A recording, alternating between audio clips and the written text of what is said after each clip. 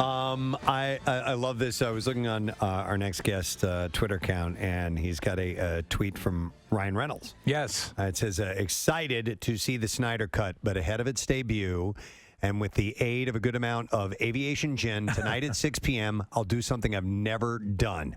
Actually watch The Green Lantern. Happy St. Patrick's Day. That was sent to Zack Snyder. Ladies and gentlemen, we're very fortunate to have this gentleman on. He was gracious enough to give us this wonderful interview at the Camp Out for Hunger. It was fantastic. So cool. And we're stoked on the day that this big event that we've long awaited, that he is joining us this morning. Is very, very cool. I mean, the stuff that so many people thought would never happen, and here it is. Please welcome Zack Snyder to the show this morning. Zack. Hey, guys. Hey, how you doing, man? Doing great. Doing really great this morning. It is an exciting day for a lot of people, including, most of all, you.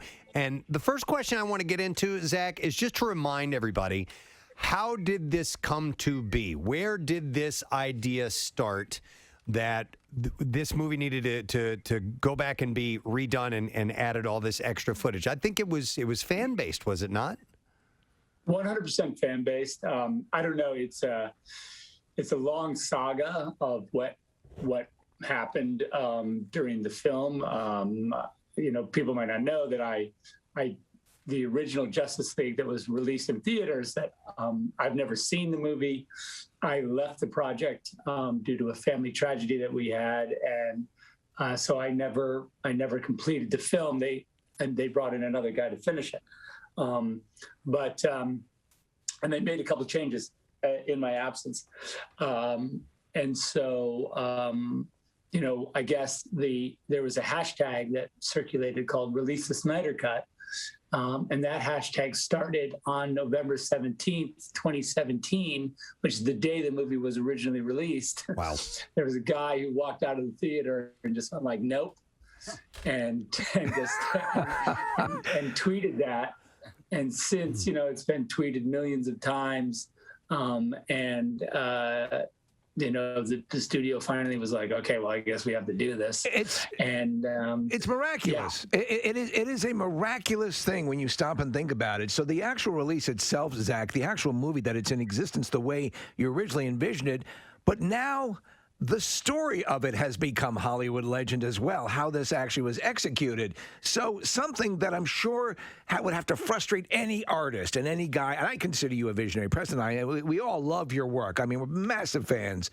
And to think, okay, I guess I have to cast that one into the dustbin of, that's it. And then to be able to go back, and then you're getting things like IGN saying Zack Snyder's Justice League is a vindication for the director and the fans that believed in his vision. That's got to be awesome on this day to hear stuff like that.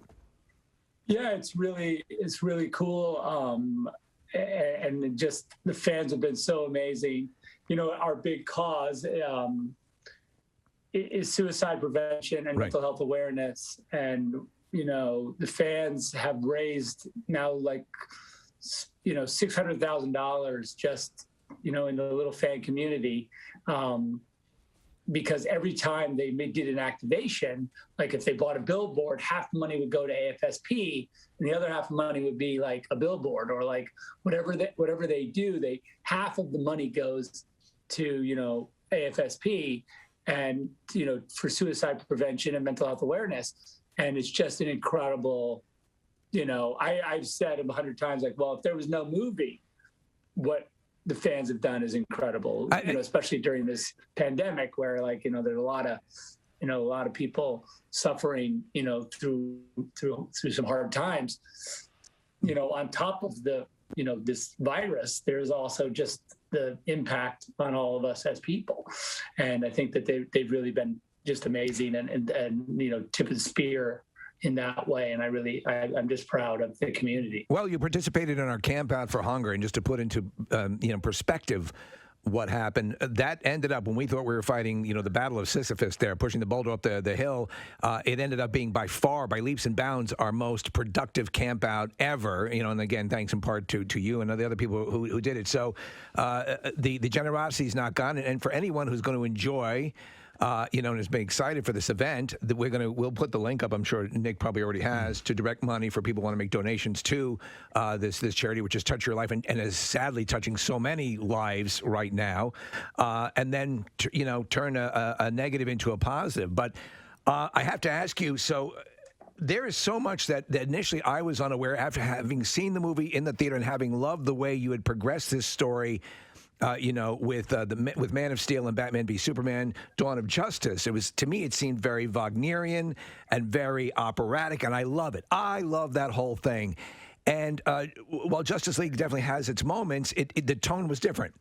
And so now that I realize there were huge chunks that were excised, Preston and I loved the character of Cyborg, and you could just feel he had been shorted so much screen time.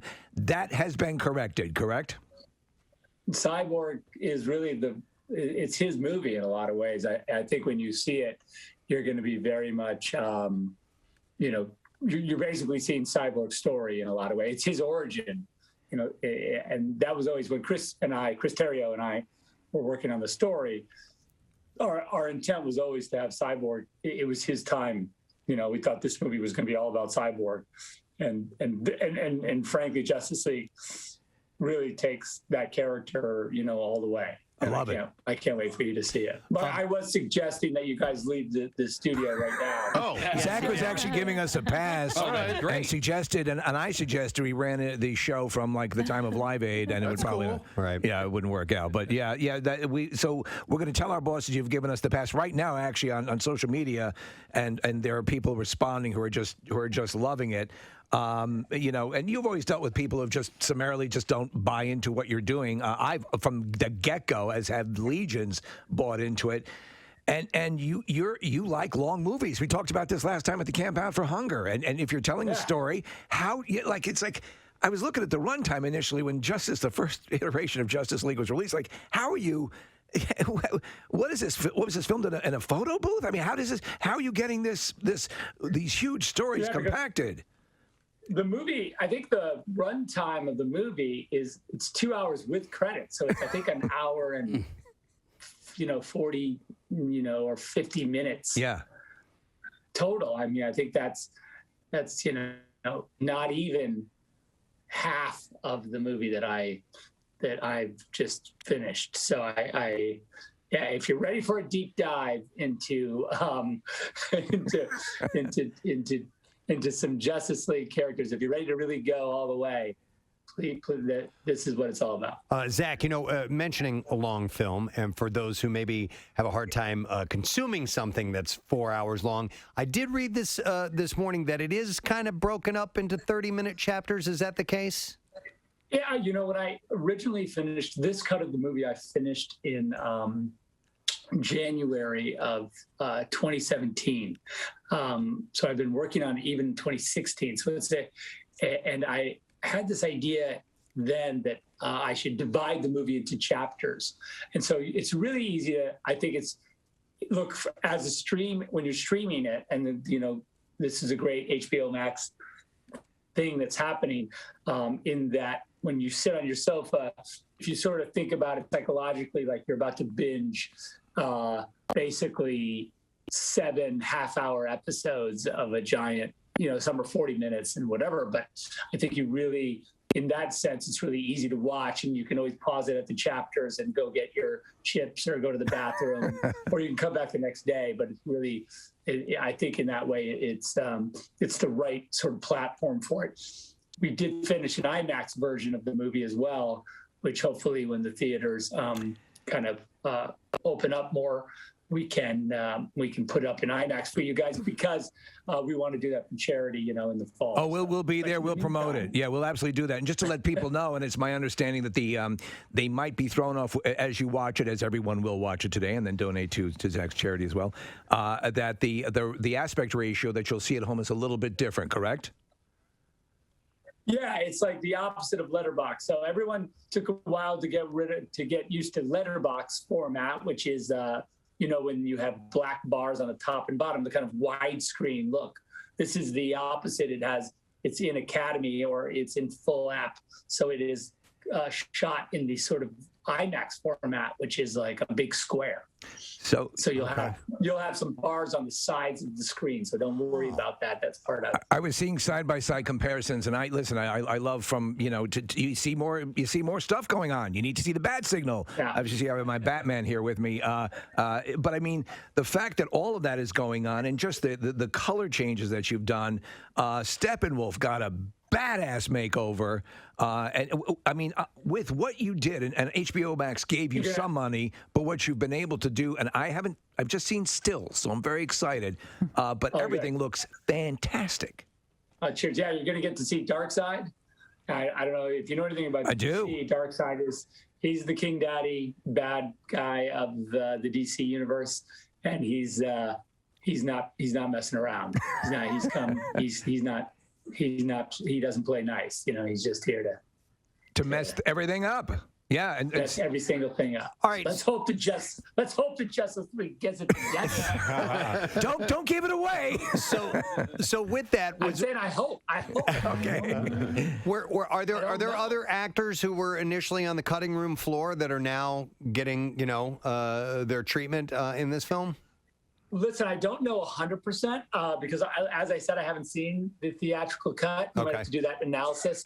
But I do know that Ryan Choi, the character of Ryan Choi, who would eventually become the Atom, his character was cut. And Kiersey Clemons, who plays Iris, she was cut. So anyway, she's in a sequence. Mom. She's in a sequence with the Flashes. Gets a lot more time on the screen. Ezra Miller. We know there's a new Flash movie that is in the works. We get to see a bit of what the Speed Force, concept looks like, which is very cool. Sure. Cyborg's dad, Silas Joe Morton. We see a little bit more of him. And what I love is that Steppenwolf has a really amazing arc. Yeah, sorry. No problem. Steppenwolf, in that version. It was like, what? Why are you so pissed off? What is this about? With Darkseid in the mix, you I guess from what I understand and what I've read, is that Steppenwolf comes off more as he's just trying to please his boss, and is that correct? There's a family issue. Yeah, he has a lot of. I mean, Kieran Hines, who voices him, is amazing, and I think brings this amazing gravitas, and I would say, frankly, he brings a lot of sympathy to the character. I mean, I know it's hard to believe that you might, feel sympathetic toward this big spiky monster from space who's into world domination and has a giant axe and it's just basically chopping everybody in half. But he's got his own problems. But that's what you need. To me, I've always hated a villain. And I've said this countless times on the show, a mustache-twirling, one-dimensional villain does nothing for me. A villain that you can slightly understand the impetus for is far more interesting. Oh, yeah. No, yeah. 100%. So I wanted to ask and double back to Ray Fisher, because I was reading something about him. For those who don't know, he's the one who plays Cyborg. Actually, he's from the area. Yeah, yes. We spoke to him years ago. He apparently has had a great reaction to the Snyder Cut. I read this morning that he absolutely loved it. Now, he had his issues with the replacement and its controversies, and we won't get into that here. But how does that feel to you to know that he's happy with what he's seen? Well, Ray's a buddy, and I just when I hired him and when we started this process, it was really, to me, it was all about honoring the character as best I could.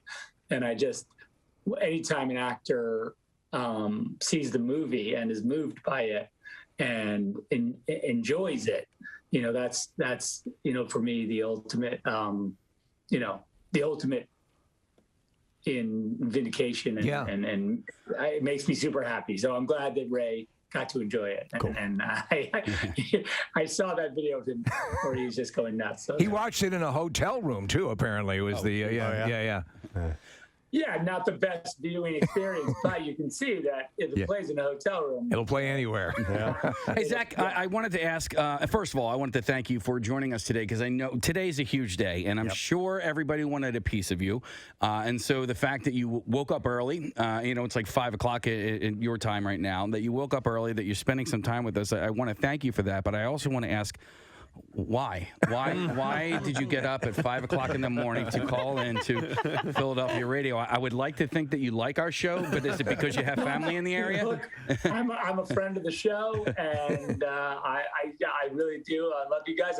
Whenever I get a chance, if you guys, when I see the text arrive on my phone, we're doing a show, you want to jump on? I'm like, let's go. Hey, I have a question. Since we're doing this via Zoom and we can see into your domicile there, do you play piano? My kids do. Okay. My kids play. There's a piano book behind you and a piano. I was going to have you tickle the ivories there for us a little bit if that was the case. By the way, if I could, I would jump on. I would play a little, I don't know what, but I'd be, and sing, of course. Speaking of music, though, just to bring up this point, everyone's raving about the new music for the film, and explain what happened. Junkie did this again when I left. Junkie XL, who does the score, he they replaced him as well. And then when I came back to finish the movie, Junkie, I called him and I said, "We're doing the movie. We're going to finish it." And he was like, "What?" And I said, "Do you have any music like left over?" And he goes, "You know what? I'm going to do it all from scratch. I want to start over." And so he just, it's 4 hours, pretty much 4 hours of music. And it's unbelievable. He just destroyed it. And we are doing it's coming out. I don't know exactly when it comes out. We'll have to check out, but we're doing a vinyl box. So like if you're into vinyl, oh wow, they're gonna do a full release of the soundtrack on vinyl.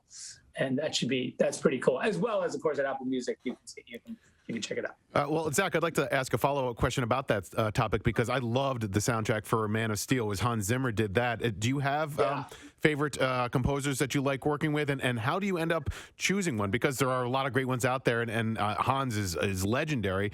So why change, in the same cinematic universe and do a different composer? Hans and Junkie worked together. That's why I met Junkie. He came, from sort of Hans's camp. And that's how we sort of got together. And then, because the two of them did Batman versus Superman together. Okay. And then and then when we went on to Justice League, I was like, okay, Junkie, you want to do it? You want to do the whole thing? And he was like, absolutely. And we worked together. He did, he did Fury Road and a bunch of other amazing soundtracks, and it's just, and he just finished Army of the Dead for me. When is the release on that? Shot right over there in Atlantic City. When's the release on that? We hear it was bumped back again. May 21st. May 21st. Okay. Just to also be ready. I'll be back on the show in no time. Oh, you bet your ass. You made a critical mistake in answering our texts because we're going to be on you like white on rice. But and I just want to convey the excitement to people who may not understand. For example, and I think I mentioned to you this to you at the campout. Batman v Superman: Dawn of Justice, the original theatrical cut, really enjoyed. Yet there were some things like that. To me, we're like, well, there didn't seem to be an explanation fully. When I saw the full director's cut with the additional footage in it, it took greatness and made it even better. Because to me, all those things are filled in. To know that you've had this ability to go back and add in those little things, and I don't want to spoil anything. I had to do a little research, so I know there are a couple of new characters that make appearances that are going to rock fans' worlds. So yeah. So are you kind of like a guy who has the ultimate gift to give someone on on Christmas or whatever, and now you can get to see them unwrap it and get the reaction? Yeah, I mean that's a cool way to look at it. I hope fans take this opportunity to really, and I think if you haven't seen Justice League, at all, then I think this really represents an amazing opportunity to just kind of go deep into a world, and excited that people are going to get that chance. All right, so what other press are you doing today? I know you have a watch party, so maybe you can talk a little bit about that, but where else can your fans catch you today? Yeah, there's a watch party. I don't know if it's live, but I'm doing a thing for 300, weirdly, with Stephanopoulos, Hellenic League because it was the I think it's the 2000. No, it's got to be more than that. It's 480 BC. The anniversary of the Battle of Thermopylae? Yeah, it's one of the anniversaries, but it's thousands of years. But that's exciting. So I'm talking to them. Are you going to have anybody from the battle attending? Or? Yeah. Leonidas is coming. So that's kind of weird that I was like, wow, that's a blast from the past, but you absolutely have to do that. What an honor to have some of the original veterans in attendance. Yeah. Yes, exactly. We better hurry up and get their stories before it's too late. Good, Preston. I'm sorry. Go ahead. And, I'm doing a couple of watch. Well, I don't even like you. I'm delirious, so I can't remember. I don't know. It's early. They're shuttling me around, but always stopping here is important. We appreciate that. It was announced that you're going to do the Fountainhead. Is that correct? Well, no, I own the Fountainhead. I don't really have we don't really have a model for it, but I've got it. It's kind of on the. I would say it's on a slow burn. Okay. Okay. But we'll see. The next thing I'm doing, I'm trying to do this small movie that I wrote with my friend Kurt Johnstad, who actually wrote the script. Called Horse Latitudes, and it's a movie that we want to just go shoot in South America, with two guys, and it's like a real sort of micro budget movie, and then that's got to be refreshing. That's going to have to be. Yeah, that's like just want to go a complete diversion. The actors, you know what I mean? So that's fun. Cool. What does this mean, just quickly? You've got this. The reaction so far has been tremendous. Everything sort of stopped for the Snyderverse. Do you think HBO Max, do you think we are seeing perhaps the potential for allowing you to complete your longer game in this? Listen, I mean, I don't, that's not necessarily. I didn't make it with that intention. We did make the movie. Yeah. With the when we originally filmed the movie, we assumed there would be two more movies. That's kind of how the movie's made. There's a cliffhanger at the end, and I know it's rude that there's a cliffhanger for a movie that may not get a sequel, but it's just the way it was constructed, and I wanted to do it exactly as we had talked about. Look, I didn't think I'd be sitting here talking to you guys about this. Yeah. So, you never know. Stranger things have happened. So. All right. Yeah. Well, I don't know if we talked about this or not, but Army of the Dead is going to be released on May 21st. And I don't know if we talked about where is it going to be released? I don't know if we. That's on Netflix. It's Netflix. Okay. Netflix has been amazing. You are going to get, trust me, you will know where Army of the Dead is playing and what it's about. Netflix does not. They do not play. Yeah, they like to advertise. Yeah. You trust me. And the trailer I saw it coming really soon in April, like right at the beginning of April, like I think middle-ish of April. And the new trailer is just it's a butt kicker. I don't want to say A word because I know on the radio. You can say ass. Yeah, and I was an ass kicker. Well, then it is a ass kicker. I do want to thank you again for joining us this morning, and then also I want to thank you because when I was texting with you the other day, my son was next to me, and I go, "Hey, I just got a text from Zack Snyder," and he was like, "No way!" And so I looked really, really cool, and he was like, "Tell him I said hi. I'm a huge fan." So I did, and then you texted back, and then I promised him I would say this. He said, "You have to put a character in your next movie whose name is Seamus, because that is his name." Oh my God! So there you go. There we go. There you go. It's super Seamus. Yeah. Oh my God! My son's name is Ben. If you want to toss that in. No. Leave Zach alone. Soon he's going to be doing shout-outs. Yeah, right. Well, listen, Zach, thanks again. It's a big day for you and also for AFSP, like you said. People bring awareness to that and suicide prevention and getting therapy and for people who need it. So we appreciate the time. Yes, Casey? Yeah, we do have information about that on our website. Okay, yep. It's located. That's if awesome. you'd Thanks, like to guys. donate, you can. Thanks Our for pleasure. bringing that up. Great to talk to you, Zach. Good luck with everything and congratulations. All right. Yeah, you can go check out Justice League on HBO Max, and I will talk to you guys later. Outstanding. Zack Snyder, guys. Wow. Huge. Stoked for tonight. Yes. Or as soon as you gonna watch it today? I want to watch it straight through, and it's a tough thing on a school night. So I'm going to try. If not, it'll be tomorrow because I want to live and go into this world. I'm so damn excited.